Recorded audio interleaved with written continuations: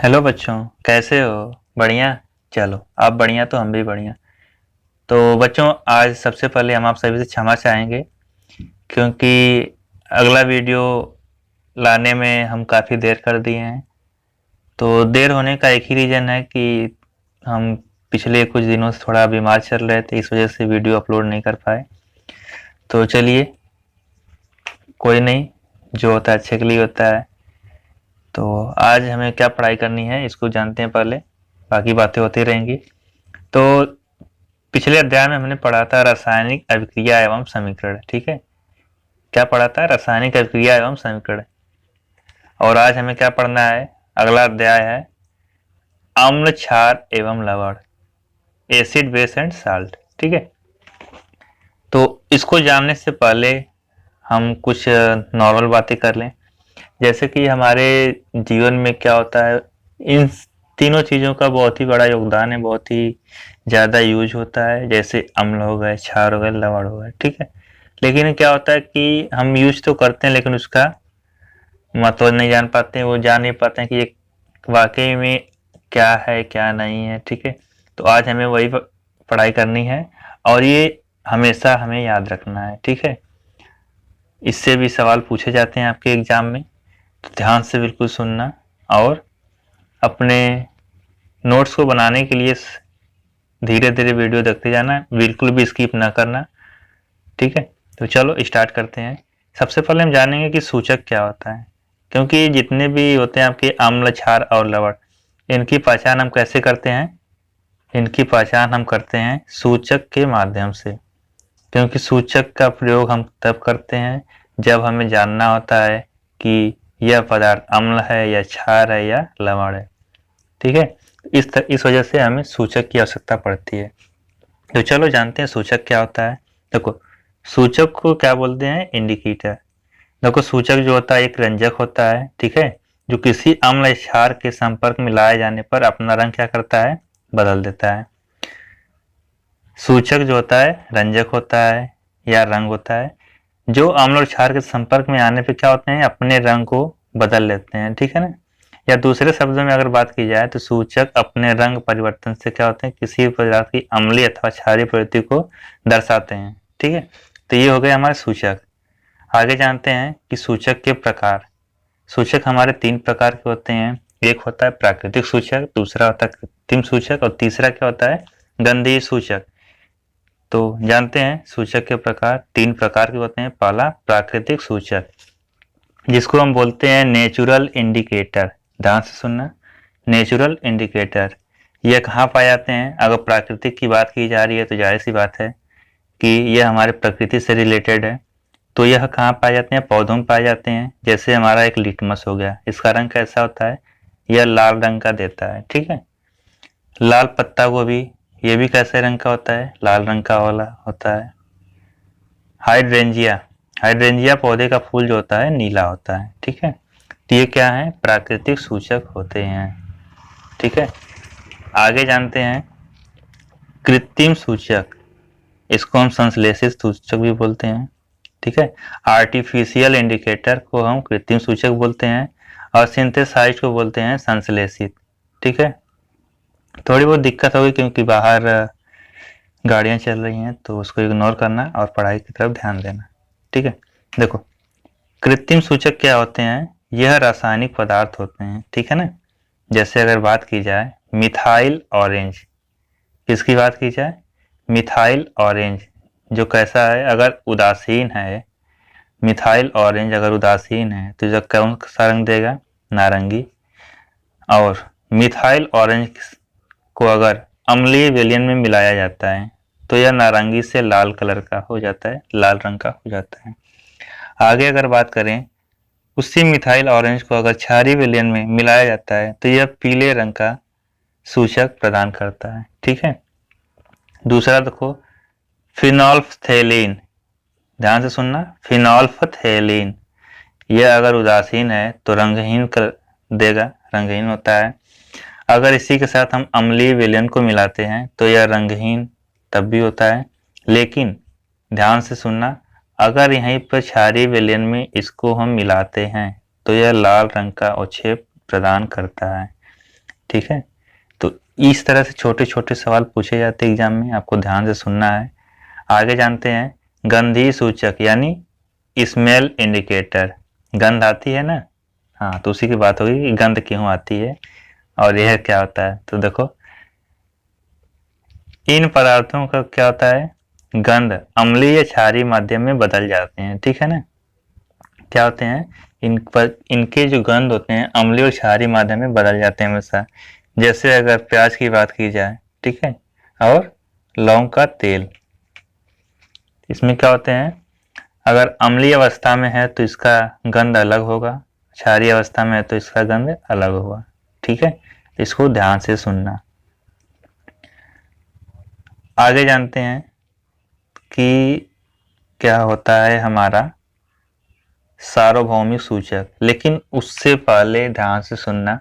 जैसे हम पढ़ते आए हैं ना, सूचक पीएच सूचक, पीस, ठीक है, तो देखो पीएच में क्या होता है, पी जो होता है पी सूचक होता है और यह किसको दर्शाता है, हाइड्रोजन की उपस्थिति को दर्शाता है, ठीक है।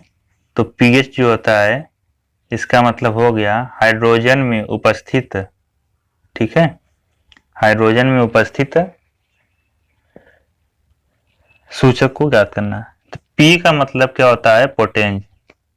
पी शब्द जो है, पी अक्षर जो है पोटेंज से लिया गया है, जिसको हिंदी में पुषांश बोलते हैं, जो क्या है, जर्मन शब्द है जिसका अर्थ शक्ति से है, यानी कि एनर्जी, ठीक है, सॉरी पावर। तो पी जो होता है हाइड्रोजन की क्या करता है, हाइड्रोजन की शक्ति को बताता है, ठीक है, यही हम इसको हम बोलते आते हैं पीएच, ठीक है। तो चलो आगे जानते रहेंगे।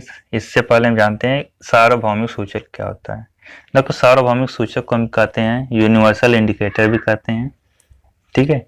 इसकी परिभाषा जानते हैं, किसी अम्ल या क्षार, क्षारक और क्षार दोनों एक ही होता है, अम्ल या क्षारक की प्रबलता हम एक सार्वभौमिक सूचक पर ज्ञात करते हैं, ठीक है ना।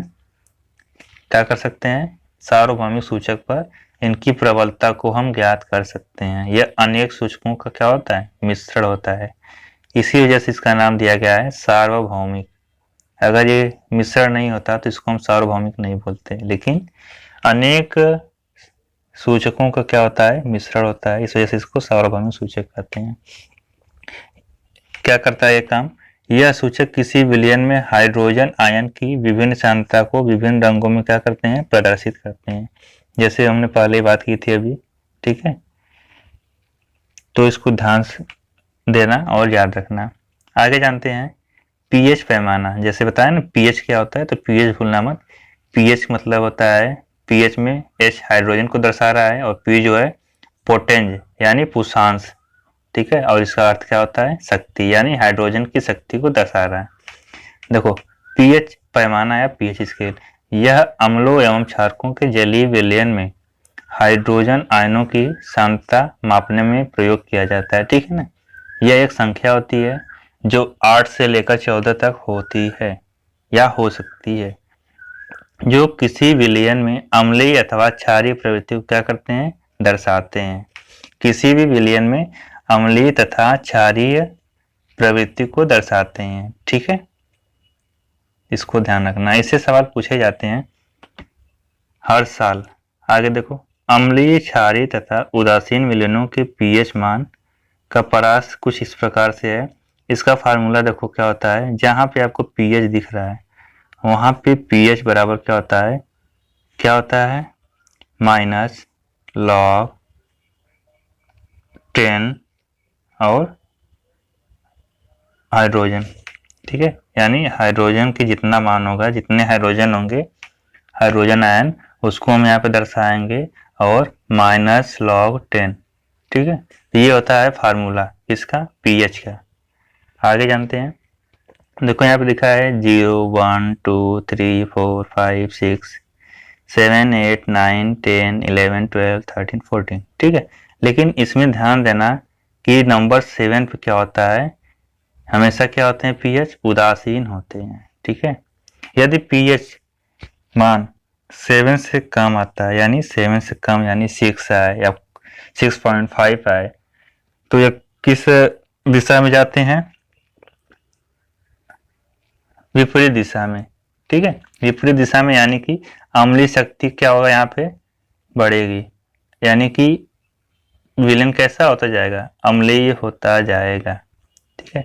और यदि इसका पीएच मान 7 से अधिक होता है तब क्या होगा, इन विलयन जो है क्षारीय अवस्था में होता जाएगा, यानी कि क्षारीय शक्ति का बढ़ता हुआ क्रम क्या होगा, 7 से लेकर आगे 8, 9, 10, 11, 12 इस तरह से, ठीक है। आगे देखो, अम्लीय शक्ति के बढ़ते हुए क्रम में क्या होता है कि हाइड्रोजन आयन की सांद्रता में क्या होती है, वृद्धि होती है, ठीक है, जैसे कि हमने पढ़ना है अभी अम्ल, क्षार और लवण में, ठीक है।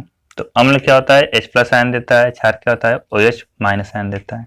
तो जहाँ पे हाइड्रोजन आयन की सांद्रता में वृद्धि होगी वहां पे सीधा हम क्या कहेंगे, यह क्या है, हमारा अम्ल है, और जहाँ पे H+ आयन की सांद्रता में कमी होगी वहां पे क्या हम बोलेंगे, वह क्षार है, ठीक है, इसको ध्यान रखना।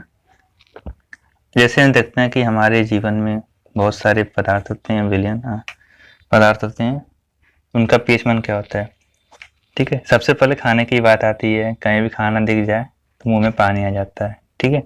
तो देखो जानते हैं, खाने तरफ ध्यान नहीं देना है। आमाशय, आमाशय रस जो होता है कहाँ उपस्थित होता है, पेट में उपस्थित होता है हमारे, इसका पीएच मान क्या होता है, 1.4 होता है, ठीक है। यानी कि यह कैसी प्रकृति होती है इसकी, अम्लीय होती है, ठीक है। मानव का जो लार होता है खाने से पहले कैसा होता है, 7.4 यानी कि क्षारीय होता है, लेकिन खाने के बाद क्या होता है, बदल जाता है, जो कैसा हो जाता है, 5.8 यानी कि अम्लीय हो जाता है। अगर मानव के रक्त की बात की जाए और उनके आंसुओं की बात की जाए, कोई अगर धोखा दे दे तो क्या होता है, आंखों में आंसू आ ही जाते हैं ना, ठीक है। लड़के क्या होते हैं, हाथ काट लेते हैं तो क्या निकलने लगता है, खून निकलने लगता है, ठीक है। तो चलो प्रेम लीला हमको यहाँ पर नहीं करनी है, हमको सिर्फ पढ़ाई करनी है। तो मानव रक्त और आंसू का पीएच मान कितना होता है, 7.4 यानी कि हल्का क्षारीय होता है।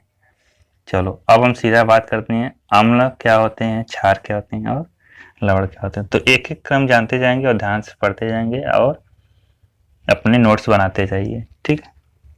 चलो देखो, अम्ल को हम एसिड भी कहते हैं।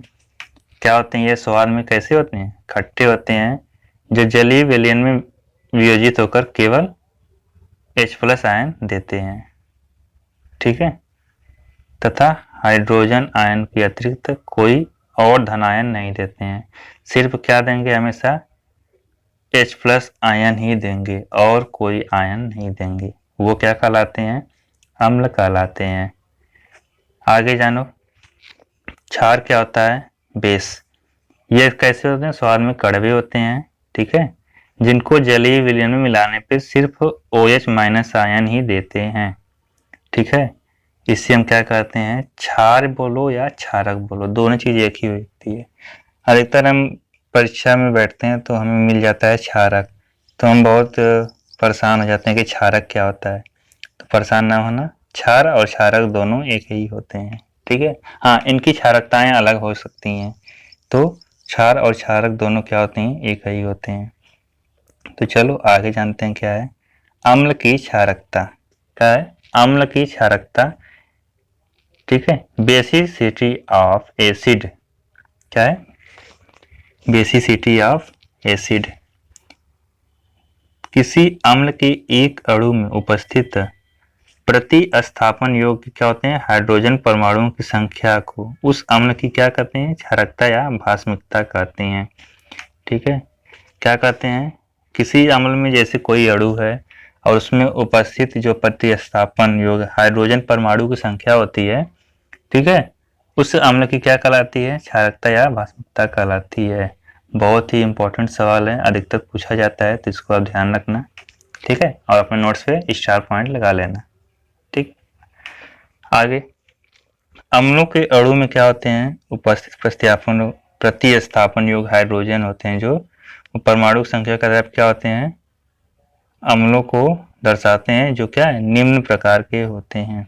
देखो कैसे, जैसे यहाँ पे आपको दिख रहा है, एक क्षारकी जो होते हैं मोनोबेसिस होते हैं, द्विक्षारकी डाइबेसिक, त्रिक्षारकी ट्राइबेसिक, यानी कि जिनमें सिर्फ एक हाइड्रोजन उपस्थित हो वो क्या होगा हमारा एक क्षारकी होगा। देखो यहाँ पे एसिटिक अम्ल में दिख रहा है ना CH3COOH, सिर्फ एक हाइड्रोजन है, ठीक है।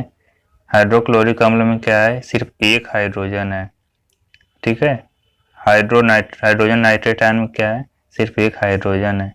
तो जिसमें एक हाइड्रोजन उपस्थित हो क्या होंगे, एक क्षारकी होंगे। जिसमें दो हाइड्रोजन होंगे उसमें वो क्या होंगे, द्विक्षारकी, ठीक है। जैसे यहाँ पे देखो तेजाब H2SO4 सल्फ्यूरिक अम्ल, कितने हाइड्रोजन है, दो हाइड्रोजन है। यहाँ पे हाइड्रोजन कार्बोनेट, कितने आयन है, दो आयन है, हाइड्रोजन है। H2PO4, ठीक है।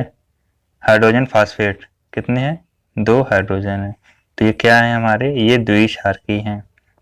आगे देखो त्रिक्षारकी, इसी तरह से जितने हाइड्रोजन की संख्या बढ़ती जाएगी क्या होंगे, वह बढ़ते चले जाएंगे, ठीक है।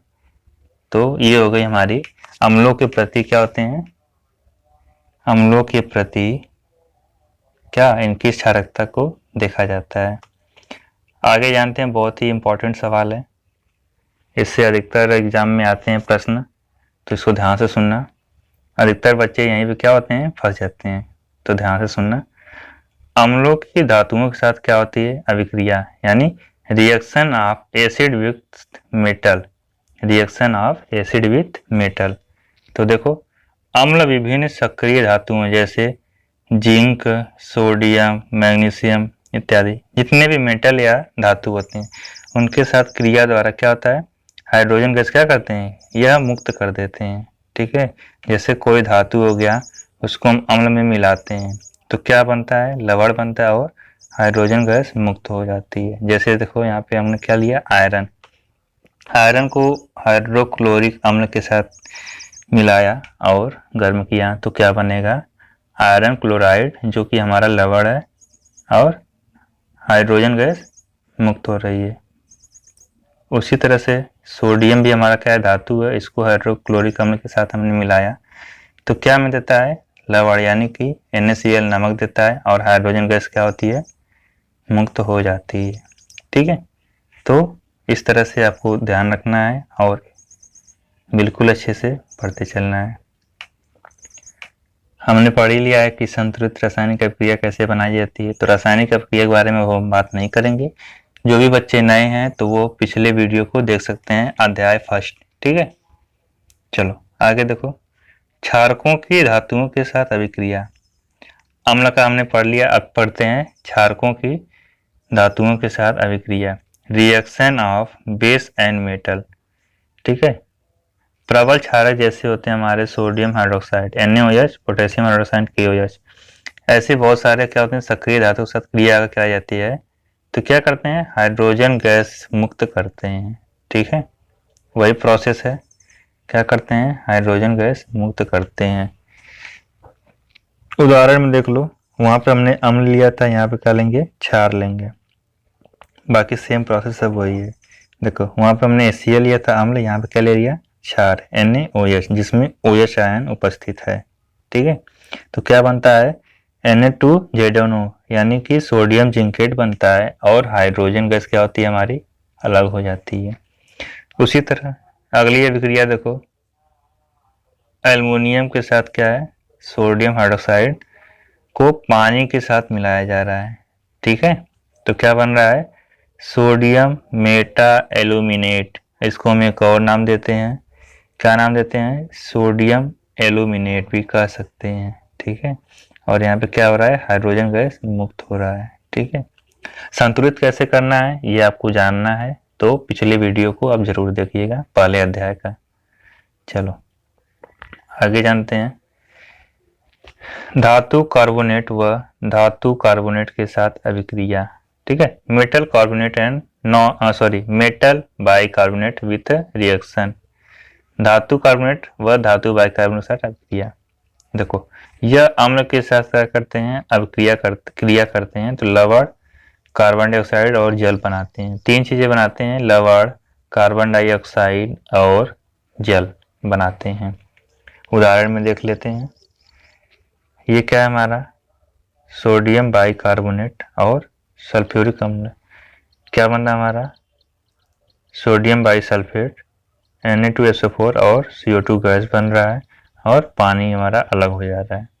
ठीक है, तो इस तरह से क्या है, धातु कार्बोनेट पर धातु बाइकार्बोनेट के साथ क्रिया होगी तो ये आपको प्राप्त होंगे लवण, कार्बन डाइऑक्साइड गैस और पानी।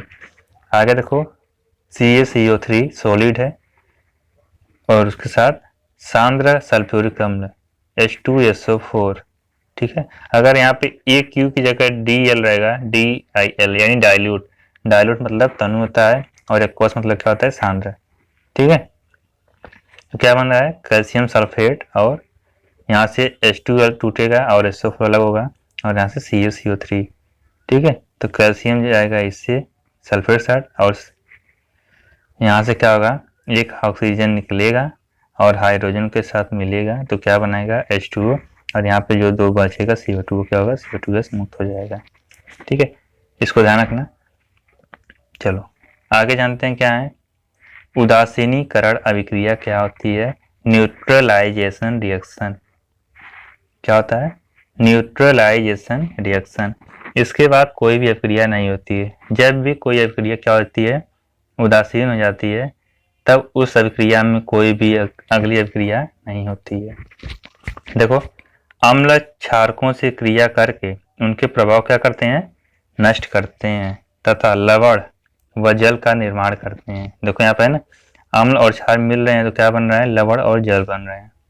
ठीक है, तो यह अभिक्रिया क्या कहलाती है, उदासीनीकरण अभिक्रिया कहलाती है। ठीक है, इसको ध्यान रखना। जैसे HCl के साथ मिलाया हमने NaOH, क्या बना, NaCl और पानी। पानी क्या करता है, हमेशा ठंडा होता है। ठीक है, तो इसको याद रखना। आगे जानते हैं, अम्ल व क्षार का तनुकरण। वैसे तो ये जरूरी है नहीं, बट बता देते हैं।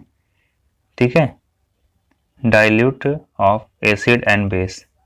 ठीक, देखो जल में अम्ल या क्षारक मिलाने पर आयन की सांद्रता क्या होती है, जैसे H3O प्लस होता है और OH माइनस। ठीक है, H2O होता है प्लस H2O होता है तो इसका एक हाइड्रोजन टूटता है, इसमें मिलता है तो H3O प्लस हो जाता है और इसका OH माइनस आयन। ठीक है, कैसे, जैसे H2O हमारा होता है, हम पिछले अध्याय में पढ़ चुके हैं, जब ये टूटता है तो H plus plus OH minus ion देता है। ठीक है, तो यही एक H प्लस आयन इसके साथ मिलता है तो H3O प्लस हो जाता है। ठीक है, इसको याद रखना। तो क्या होता है, इसमें प्रति इकाई आयतन में क्या होती है, कमी हो जाती है।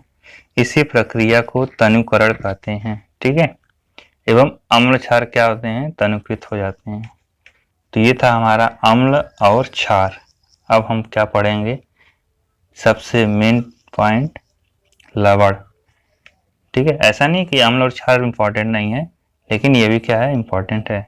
ठीक है, तो देखो लवण को साल्ट भी बोलते हैं। ठीक है, क्या होते हैं, ये आयनिक होते हैं। ठीक है, कैसे बनते हैं, दो आयनों के मिलने से बनते हैं। ठीक है ना, जैसे हमारा H प्लस हो गया और OH माइनस आयन, ये हमारा अम्ल, ये क्या है, क्षार।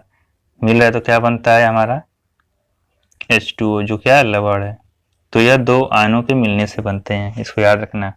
एक भाग पर धनात्मक आवेश होता है और दूसरे भाग पर क्या होता है, ऋणात्मक।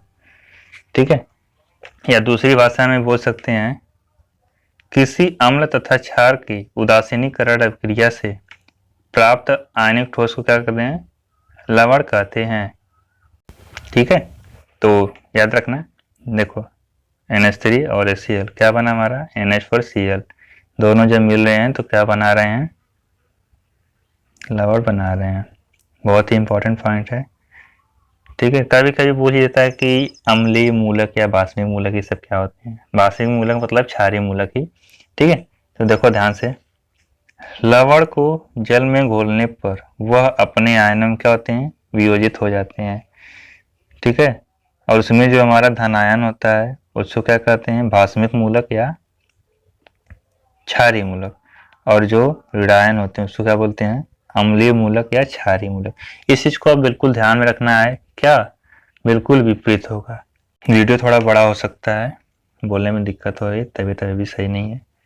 चलो कोई नहीं, अगर आप सभी के लिए हम इतना मेहनत कर रहे हैं तो आप इसको अच्छे से पढ़िए, मन लगाकर पढ़िए। और कोई भी दिक्कत होती है तो आप हमारे व्हाट्सएप ग्रुप पर या टेलीग्राम ग्रुप पर या फिर कमेंट के माध्यम से अपने डाउट्स को क्लियर कर सकते हैं। ठीक है, तो चलो आगे बढ़ते हैं। देखो यहाँ पे क्या है, लवणों का वर्गीकरण, क्लासिफिकेशन ऑफ साल्ट। कितने प्रकार के होते हैं? 6 प्रकार के होते हैं। ठीक है ना, इसको ध्यान रखना हमेशा। कितने प्रकार के होते हैं? 6 प्रकार के होते हैं। ठीक है, एक हमारा होता है सामान्य लवण, दूसरा अम्लीय लवण, तीसरा क्षारकीय, चौथा मिश्रित, पांचवा द्विक लवण और छठा क्या होता है? एक संकर लवण होता है। इसमें ज्यादा कुछ हमको जानना नहीं, इसके बारे में नहीं पूछता उतना, फिर भी जान लो। सामान्य लवण जैसे देख लो, NaCl हमारा क्या है और पोटेशियम नाइट्रेट, ये सामान्य लवण है। ठीक है, आगे क्या है? अम्लीय लवण, जिसमें हाइड्रोजन उपस्थित हो, क्या है वह अम्लीय लवण। जिसमें OH आयन उपस्थित हो, क्षारकीय लवण है। ठीक है, और मिश्रित आयन क्या है? देख लो, जिसमें दोनों उपस्थित होता है। ठीक है, अम्ल और क्षार दोनों, क्योंकि मिश्रित लवण होंगे। द्विक लवण में क्या होता है? इसको सिर्फ याद रखना है, जैसे हमारा फिटकरी या पोटास एलम हो गया, K2Al2SO4 होल ट्राइस इंटू 24H2O। ठीक है, इसको याद रखना, K2SO4 into Al2SO4 whole ट्राइस 24H2O। आगे जानते हैं संकर लवण क्या होता है।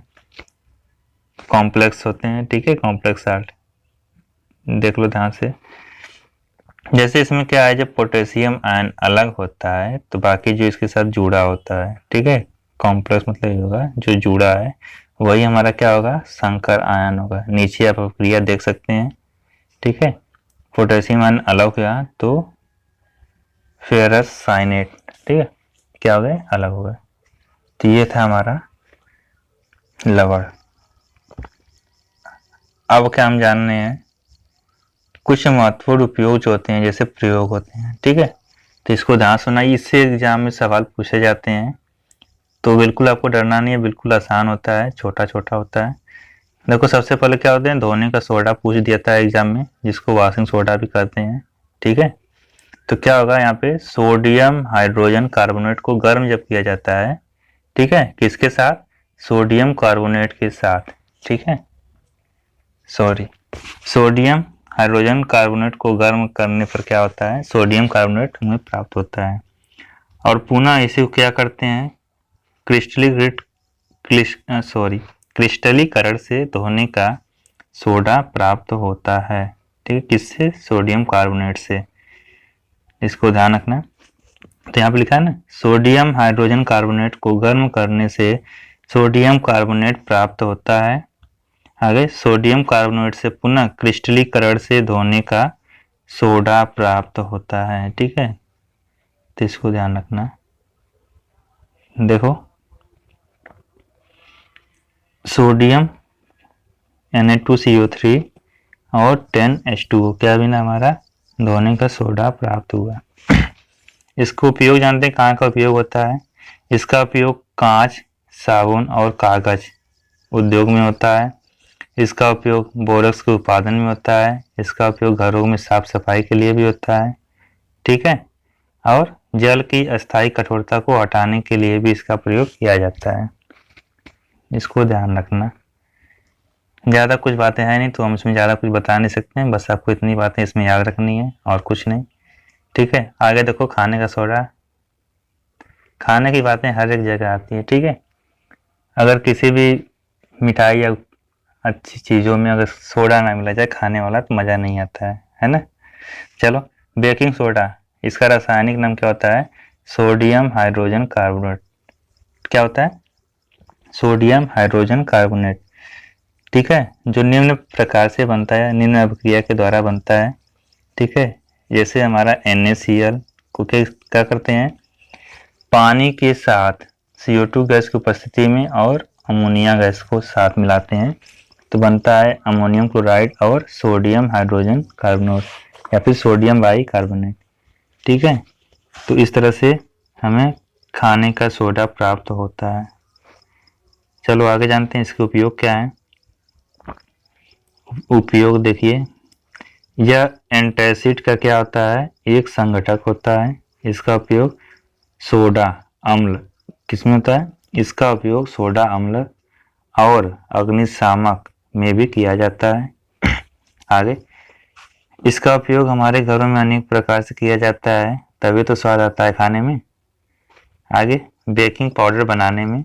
बेकिंग पाउडर बनता कैसे है, बेकिंग सोडा और टार्टरिक अम्ल को मिलने से बेकिंग पाउडर बनता है। ठीक है, बेकिंग सोडा को ही क्या करता है, टार्टरिक अम्ल पाउडर के रूप में बदल देता है। ठीक है, तो इसको ध्यान रखना। आगे देखो, विरंजक चूर्ण क्या है, विरंजक चूर्ण, इससे भी सवाल पूछते हैं। ठीक है, तो हमने बता दिया, आपको भूलना नहीं है। जो भी डाउट होगा आप कमेंट के माध्यम से, व्हाट्सएप ग्रुप के माध्यम से या टेलीग्राम ग्रुप के माध्यम से आप पूछ सकते हैं। ठीक है, चलो देखो, विरंजक चूर्ण क्या होता है, सूखे बुझे हुए चूने पर क्लोरीन की क्रिया से क्या होता है, यह बनता है। जैसे बुझा हुआ चूना और क्लोरीन क्रिया से क्या बन रहा है, विरंजक चूर्ण CaOCl2 और पानी क्या हो रहा है, अलग हो जा रहा है। ठीक है, उपयोग देखो क्या है, सोडा अम्ल अग्निशामन में भी होता है, कागज की फैक्ट्री में, लकड़ी की मज्जा के विरंजन के लिए, जो लकड़ी के ऊपर लगा होता है ना छाल, और जो गंदगी होती है उसको हटाने के लिए किया जाता है। ठीक है, जो होते हैं ना रंग बिरंगे दाग वगैरह, तो उन सबको हटाने के लिए किया जाता है। आगे, रसायन उद्योगों में एक उपचायक के रूप में होता है। वस्त्र उद्योग में क्या होता है, सूती व लिनेन के विरंजन के लिए, यानी रंग को हटाने के लिए। विरंजन मतलब क्या होता है, रंग को हटाना ही होता है। ठीक है, इसको ध्यान रखना, बाकी और कुछ नहीं। आखिरी है हमारा प्लास्टर ऑफ पेरिस। ठीक है, यह भी एग्जाम में पूछा गया था। आगे देखो, यह जिप्सम को क्या होता है, 373 केल्विन ताप पर गर्म किया जाता है, तब यह जाके बनता है। ठीक है, जिप्सम क्या होता है, सूत्र CaSO4 इंटू 2H2O, यहाँ पे दिख रहा है ना, CaSO4 into 2H2O। Gypsum 373 kelvin ताप पे गर्म किया जा रहा है, तो क्या बन रहा है, हमें प्लास्टर ऑफ पेरिस मिल रहा है। CaSO4 into half H2O plus half H2O। ठीक है, सॉरी यहाँ पे आप बना लेना CaSO4 और 1/2 H2O प्लस हाफ H2O। ठीक है, यहाँ पे आप इसके आगे ऐसे बना लेना। ठीक है, इस तरह से 1/2, ठीक है, प्लस हाफ H2O, इस तरह से बना लेना। यहाँ पे हमारी गलती हो गई है, उसके लिए हम क्षमा चाहते हैं। ठीक है, तो ये क्या हमारा प्लास्टर ऑफ पेरिस बनता है। ठीक है, प्लास्टर ऑफ पेरिस क्या होता है, एक सफेद रंग का क्या होता है, चूर्ण होता है। ठीक है, जो जल में मिलाने पर पुनः क्या होता है, जिप्सम में बदल जाता है और कठोर पदार्थ होता है ना। घरों के ऊपर क्या होता है, जब पेंटिंग होती है तो क्या बोलते हैं, दीवारों पे पहले इसको लगाया जाता है कि सभी दरारें भर जाएं और एक अच्छी शाइनिंग के साथ क्या हो, सुंदर दिखने लगे, तो वही होता है। ठीक है, आगे देखो, जैसे वहां पे बताए थे गलती हो गई थी हमसे, तो यहाँ पे देखो हमने सही सुधारा है, हाफ H2O। गलतियां सबसे होती हैं, भूल जाते हैं, दिमाग थोड़ा इधर उधर चला जाएगा तो इसको आप ध्यान देना। ठीक है, तो क्या होगा, प्लास्टर ऑफ पेरिस में पानी अगर मिलाया जाता है तो पुनः किस में बदल जाता है, जिप्सम में बदल जाता है। ठीक है, आगे देखो इनके उपयोग क्या है, इनके उपयोग देख लो। इसका उपयोग खिलौने बनाने में, सजावट का सामान बनाने के लिए किया जाता है और सतह को चिकना करने के लिए किया जाता है। डॉक्टर टूटी हुई हड्डियों को सही जगह पर स्थिर रखने के लिए कहते हैं। प्लास्टर लगता है ना, तो अगर कोई ढंग से नहीं पड़ता है और हमारे सामने मिल जाता है तो उसकी भी हड्डियां टूट सकती हैं फिर बाद में जाना तो डॉक्टर ऐसे ही आपकी हड्डी को सही करेगा। ठीक है, हमारा काम है हड्डियों को तोड़ना और डॉक्टर का काम है हड्डियों को सही करना। ठीक, चलो बाकी ये डरने की बात नहीं है, ऐसा हम नहीं कुछ करेंगे। आखिरी पॉइंट है इस चैप्टर का पूरा समाप्ति है, लेकिन इसमें एक चीज़ हमें बहुत अच्छा लगा जो कि आपको जानना चाहिए और उसको ध्यान से सुनना, कहीं मिलेगा नहीं आपको जल्दी, अब मिलेगा भी तो समझ में नहीं आएगा जल्दी। ठीक है, देखो जैसे कि हमारा copper sulphate into 5H2O, copper sulphate के साथ कितने पानी के अणु जुड़े हैं, 5H2O। ठीक है, तो ये 5H2O लिखा हुआ है ना, इसी को हम क्या बोलते हैं, क्रिस्टलन के जल के 5 अणु होते हैं। ठीक है, ठीक है, क्रिस्टलन के जल के 5 अणु, अगर 2 है तो 2 बोलेंगे, 10 है तो 10 अणु। ठीक है, वही परिभाषा इसमें लिखा गया है, लवण के एक सूत्र इकाई में जल के निश्चित अणुओं की संख्या को, ठीक है, लवण के एक सूत्र इकाई में जल के निश्चित अणुओं की संख्या को क्रिस्टलन का जल कहते हैं। ठीक है, उदाहरण आप सभी के सामने है। ठीक है, तो इस तरह से हमारा आज का दूसरा अध्याय समाप्त होता है और इसके बाद हमारा अगला अध्याय होता है जो कि अध्याय 3 है, उसका नाम क्या है, जल्दी बताओ, धातु, अधातु और उपधातु। ठीक है, तो हम उसके बारे में पढ़ेंगे अगले वीडियो में। तब तक के लिए आप इसको अच्छे से पढ़ते रहें। ठीक है, और सुंदर से नोट्स अपना बनाते रहिए, जो भी कमियां होती हैं, जो भी डाउट्स होते हैं उसको समझते रहिए और धैर्य बनाए रहिए। और आज के इस समय में, ठीक है, अपने घरों से बाहर न निकलिए, हमेशा समय समय पर क्या करें, हाथ को धुलते रहें, बाहर निकलें तो आवश्यकता पड़ने पर ही, और मास्क को जरूर लगाएं। तो चलो आज के लिए इतना ही। आपको वीडियो अगर अच्छा लगा तो इसको लाइक करना, शेयर करना, जो भी डाउट्स होंगे उसको कमेंट के माध्यम से पूरा करना, और नए बच्चे हैं तो इसको सब्सक्राइब जरूर कर लेना। ठीक है, और बेल आइकन को जरूर दबा लेना ताकि हमारी अगली जो भी नई नई नोटिफिकेशन मिलती रहे वो आपको पता चल सके। तो चलो आज के लिए इतना ही, धन्यवाद।